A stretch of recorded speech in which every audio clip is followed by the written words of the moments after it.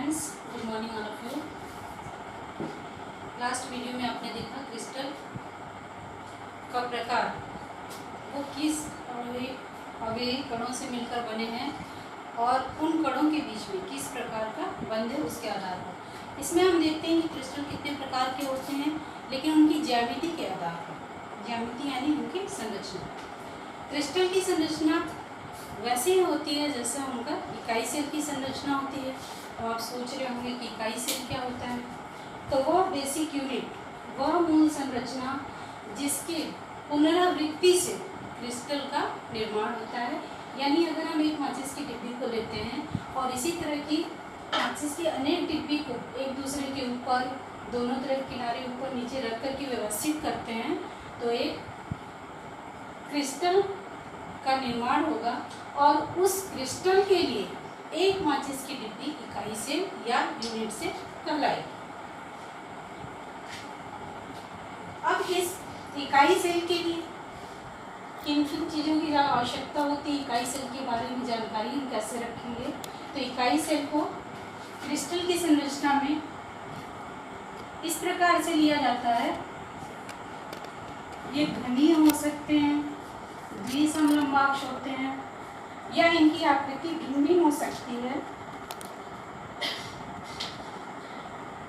इकाई सेल के लिए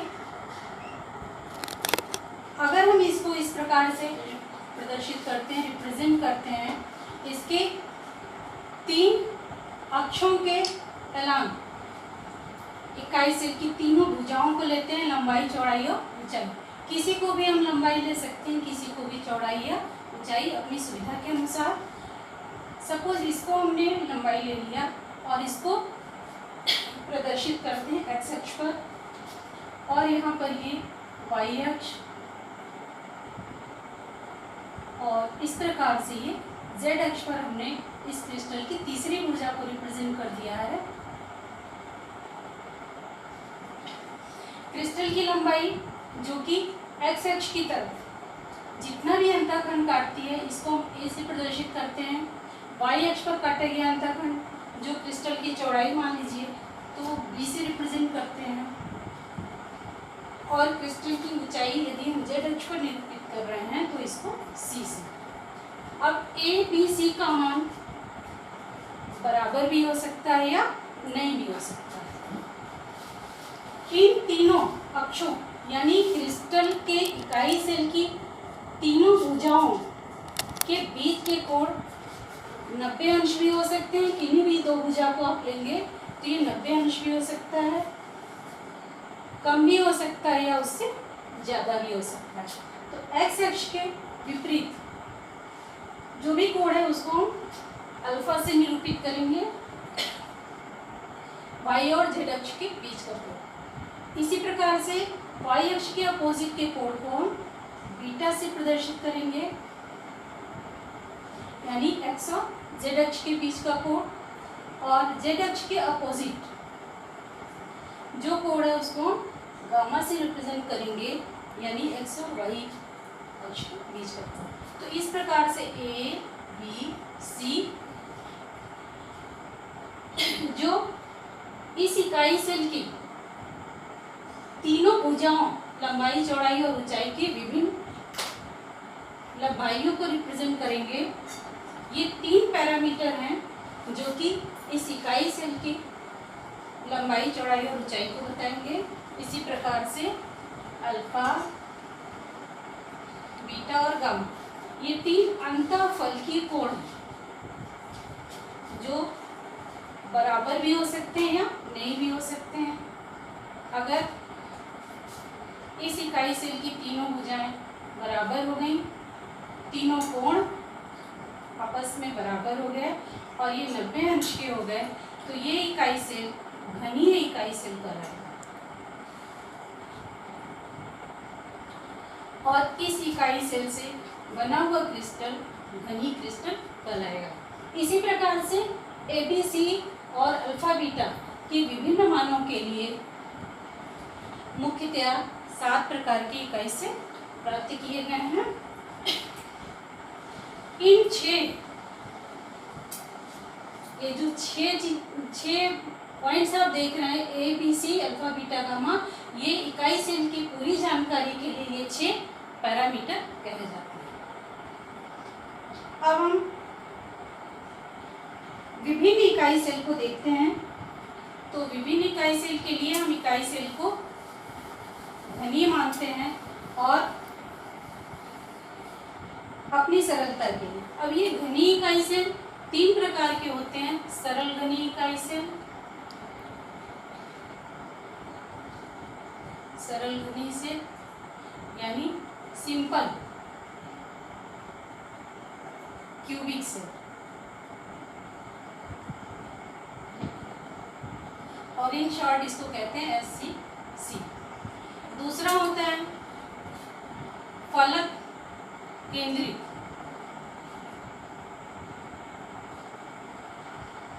फलक केंद्रित घनीय सेल यानी face centre, face centre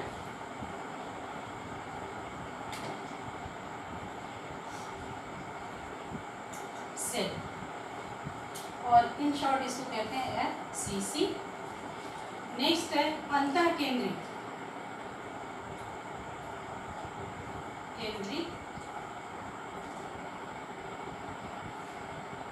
cell,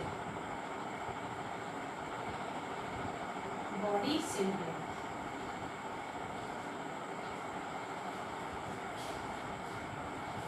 और एक और है एंड सेंटर, अंत केंद्र,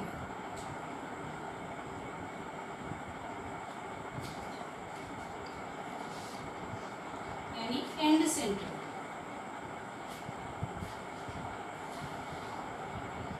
तो इस प्रकार से हमारे पास 4 प्रकार के इकाई सेल प्राप्त होते हैं।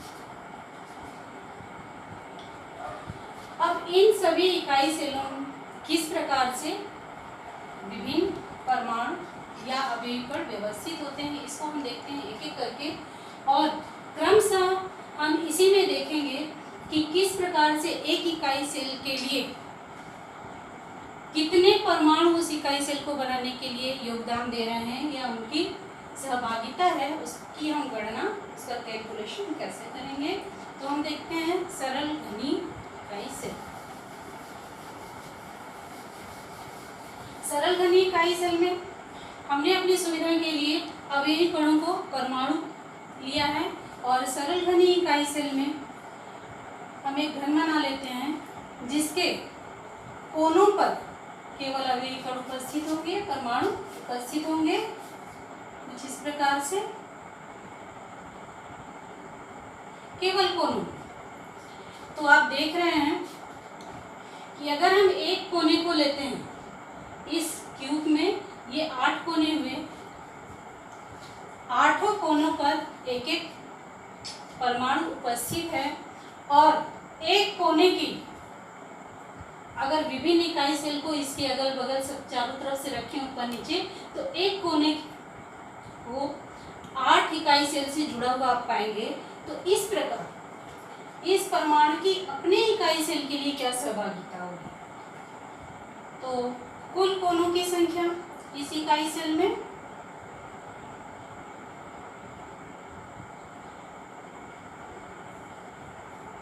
8, और एक कोने में उपस्थित, एक कोने में उपस्थित परमाणु का एक इकाई सेल के लिए योगदान कितना होगा, क्योंकि ये 8 से जुड़ा हुआ है, तो अपने इकाई सेल के लिए इसका योगदान मात्र 1/8 हो जाएगा। उपस्थित परमाणु का एक इकाई सेल के लिए योगदान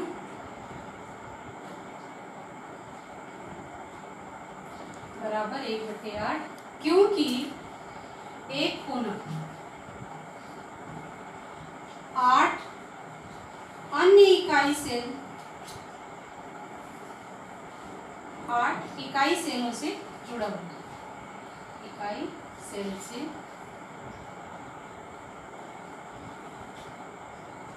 जुड़ा होता है।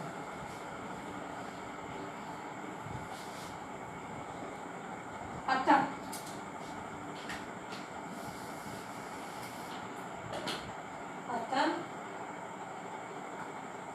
सरल घनीय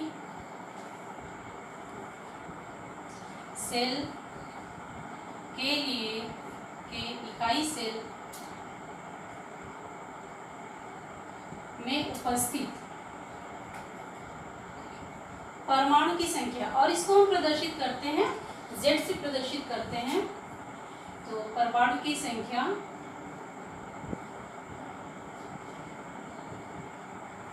Z बराबर ये आएगा कुल कोनों की संख्या, हम विस्तार से लिख लेते हैं इसको, कुल परमाणुओं की संख्या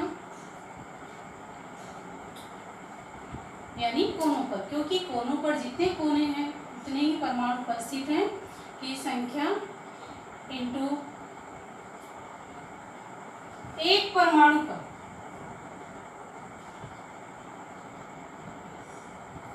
का अपने इकाई सेल के लिए योगदान, अपने इकाई सेल के लिए योगदान, जो कि आप पहले ही देख चुके हैं। ये 1/8 आएगा। अतः ये आपका 8 गुणे ये आएगा कुल परमाणुओं की संख्या 8 गुणे एक परमाणु का अपनी इकाई सेल के लिए योगदान 1/8, और ये हो जाएगा 1। तो इस प्रकार से सरल घनीय सेल के लिए Z का मान आएगा, यानी कि एक इकाई सेल जो कि सरल घनीय सेल होगा उसके लिए परमाणुओं की सहभागिता 1 होगी, केवल एक इकाई सेल में एक ही परमाणु उपस्थित है। हम देखते हैं फलक केंद्रित घनीय सेल के लिए उस इकाई सेल में परमाणु का कितना योगदान है। तो फलक केंद्रित घनीय सेल के लिए है Cc। इसमें अवयवी कण घन के किनारों पर तो उपस्थित होते ही हैं, साथ में हर एक फलक के बीच में भी उपस्थित होते हैं। इस प्रकार से सभी फलक के बीच में उपस्थित होते हैं। यहाँ पर ध्यान देने वाली बात है कि अगर हम एक क्यूब लेते हैं तो फलक, यानी आपको ये सामने जो दिख रहा है, तो इस प्रकार से हम सभी ने बचपन में लूडो खेला हुआ है। लूडो के पासे में 6 फलक होते हैं और हर एक फलक पर 1 से 6 तक की गिनती लिखी होती है। इस प्रकार फलक जो हमको सामने दिख रहा है, कुल मिला के 6 फलक, और 2 फलक को मिलाने वाली जो लाइन है ये किनारा होता है, क्यूब का किनारा, और जहाँ पर 3 लगातार किनारे मिलते हैं ये कोना कहलाता है, यानी ये कोना होगा, ये किनारा है। और इस प्रकार से किसी भी क्यूब में 12 किनारे, 8 कोने और 6 फलक होते हैं। तो यहाँ पर 6 फलक हैं, हर एक फलक के केंद्र में एक एक परमाणु उपस्थित है। और आप देख चुके हैं कि 8 कोनों पे उपस्थित परमाणु का अपने इकाई सेल के लिए एक परमाणु का योगदान है। अब हम केंद्र पर देखते हैं तो कुल फलक की संख्या बराबर 6, और इसके बगल में हम एक और इकाई सेल रखेंगे तो इस फलक की 2 इकाई सेल के लिए सहभागिता होगी, इसलिए इस परमाणु की अपनी इकाई सेल के लिए सहभागिता 1/2 होगी। अतः एक फलक के केंद्र में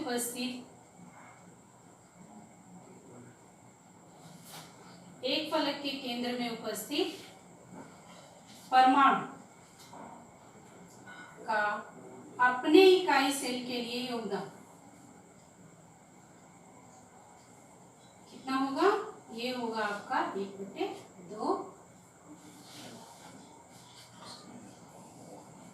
अपनी इकाई सेल के लिए योगदान। ये बराबर होगा 1/2, क्योंकि हर फलक 2 इकाई सेल से जुड़ा हुआ है।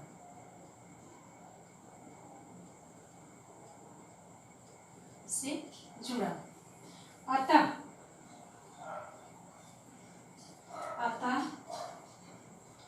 सभी फलकों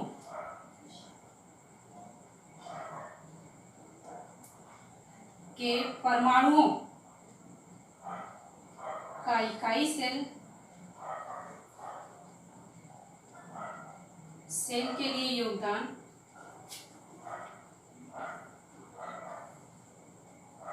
चूंकि फलक की संख्या 6 है और एक फलक का अपनी इकाई सेल के लिए योगदान 2 है, तो ये आएगा 3, और इसलिए FCC इकाई सेल में उपस्थित परमाणु की संख्या Z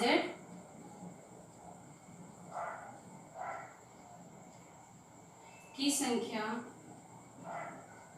ये बराबर हो जाएगी कोनों में उपस्थित परमाणु का योगदान, यानी कि A, और ये हर एक फलक पर उपस्थित परमाणु का योगदान अपने इकाई सेल के लिए, तो ये आ जाएगा Z बराबर 4 FCC प्रकार के क्यूबिक सेल के लिए। तीसरा हम देखते हैं बॉडी सेंटर्ड क्यूबिक लैटिस यानी कि BCC। तो BCC की संरचना कुछ इस प्रकार होती है। क्यूब के हर एक कॉर्नर पर तो एक एक परमाणु उपस्थित होगा ही, साथ में आप इमेजिन करिए कि इसके केंद्र में एक परमाणु उपस्थित है। तो इस प्रकार 8 कोनों के परमाणु का योगदान 1/8 होगा। इस प्रकार 8 कोनों के लिए, जैसा कि आप SCC में देख चुके हैं, 8 कोनों के परमाणु का योगदान 1 होगा बॉडी सेंटर्ड क्यूबिक लैटिस के लिए। और यहाँ पर एक जो केंद्र में उपस्थित है, तो केंद्र में उपस्थित परमाणु का अपनी इकाई सेल के लिए, जैसा कि आप देख रहे हैं, ये पूर्णतया योगदान होगा, क्योंकि ये परमाणु अन्य किसी इकाई सेल के साथ नहीं जुड़ा हुआ है। उपस्थित परमाणु का इस इकाई सेल के लिए योगदान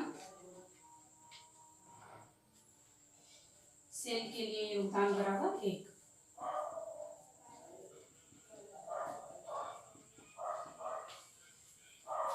अतः BCC इकाई सेल में परमाणु की संख्या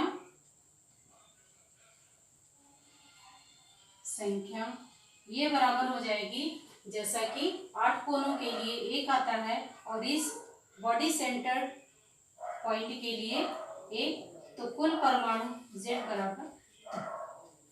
अब एंड सेंटर्ड क्यूबिक इकाई यूनिट सेल पर BCC, इस प्रकार की इकाई सेल में परमाणु घन के कोने पे तो उपस्थित होते ही हैं, साथ में 2 विपरीत फलकों के केंद्र पर उपस्थित होते हैं इस प्रकार से। तो जैसे कि आप देख चुके हैं, 8 कोनों पे उपस्थित परमाणुओं का अपनी इकाई सेल के लिए योगदान 1 परमाणु का होता है, 1 होता है। और इस प्रकार हम देखेंगे कि 2 फलकों पर उपस्थित परमाणुओं का अपने इकाई सेल के लिए क्या योगदान होगा। जैसा कि आप FCC के लिए देख चुके हैं कि एक फलक 2 इकाई सेल के कांटेक्ट में होता है, इसलिए इस फलक के परमाणु का अपनी इकाई सेल के लिए योगदान 1/2 होता है। तो यहाँ पर 2 फलकों के लिए 2 × 1/2 और ये आ जाएगा 1। इसलिए कुल इंड सेंटर्ड इकाई सेल में ECC इकाई सेल के लिए Z बराबर हो जाएगा 8 कोनों के लिए परमाणु का योगदान और दोनों विपरीत फलकों के लिए, और ये आ जाएगा Z बराबर 2। तो इस प्रकार बच्चों आज के लिए इतना ही। अगले वीडियो में हम क्रिस्टल के घनत्व पर आधारित कुछ आंतरिक प्रश्नों को देखेंगे। Thanks for watching.